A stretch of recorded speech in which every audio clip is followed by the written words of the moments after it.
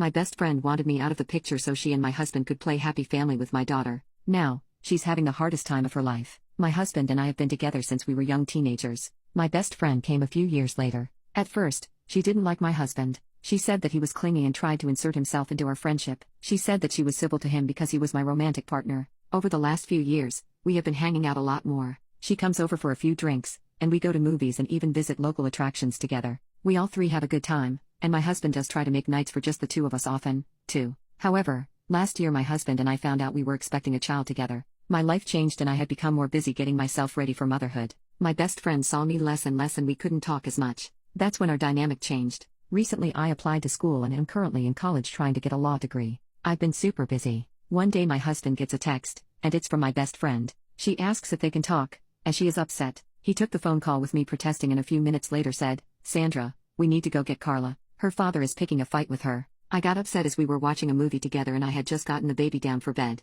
We go to her house, which is about 20 minutes away, and she stays with us for a night. As I get our daughter back down to bed, Carla asks to cuddle with the two of us in our bed. I was hesitant. I have issues with claustrophobia due to a traumatic experience as a child. My husband gave the go-ahead. We settle in for the night. Carla's dad apologized and she headed back home. Once she was gone, I blew up on my husband. What he did was not only inappropriate but was disrespectful to my boundaries. Ever since, when she had an issue with her dad, she called my husband and vented. One day, while my in-laws were staying with us, my mother-in-law overheard a convo with my hubby and Carla. She was concerned and asked me if I was okay with it. I said, "No, not really," but every time I bring it up, he gets defensive, saying that she needs help, that she is going through a hard time. It is important to note that my mother-in-law was cheated on in the past by my husband's father. We are also extremely close, and she sees me as a daughter. She hates cheaters with a passion, and my husband, who I will refer to as James, was using the same excuse as his father did. She asked to speak to him privately and walked to our living room. They got into a heated match,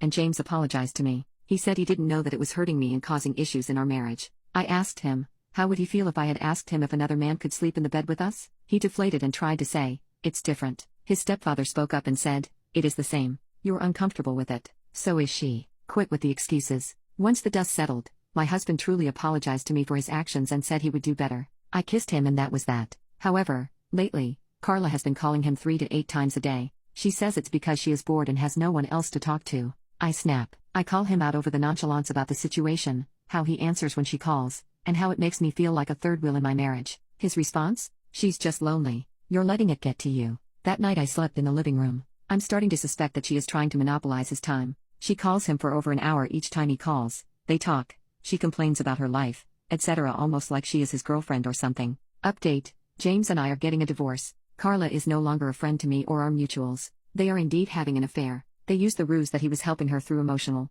issues to hide the fact. They plan to try and get me to terminate my rights to my child for Carla to adopt her. She is infertile due to an illness she suffered from as a teenager. She wanted a baby so badly and to get me out of the picture so they could play happy family with my daughter. I was stunned. She then asked me if I was happy for tearing their family apart. I had to look at her for a second. She tore my family apart. I wanted to slap her so bad. Because of her, my daughter is probably going to lose her father. My in-laws have decided to cut ties with James after this. He openly disrespected them when they gave me a place to stay after I was kicked out of the house. They also decided to foot the cost of a lawyer since I was a stay-at-home mom. The good thing was I got full custody of my daughter with supervised visitation from my ex. His own words came back to haunt him. I had proof of all his threats and the blackmail of him trying to get me to sign away my rights, and the judge wasn't happy. He tore into James and Carla about their behavior, how they tried to blackmail me, and how they were lucky that I didn't press extortion charges. Next up, my protection order was granted because of all the unwarranted behavior and aggression towards me. My mother-in-law, who stayed beside me in court, is the one who volunteered to facilitate the supervised visits until my divorce became final.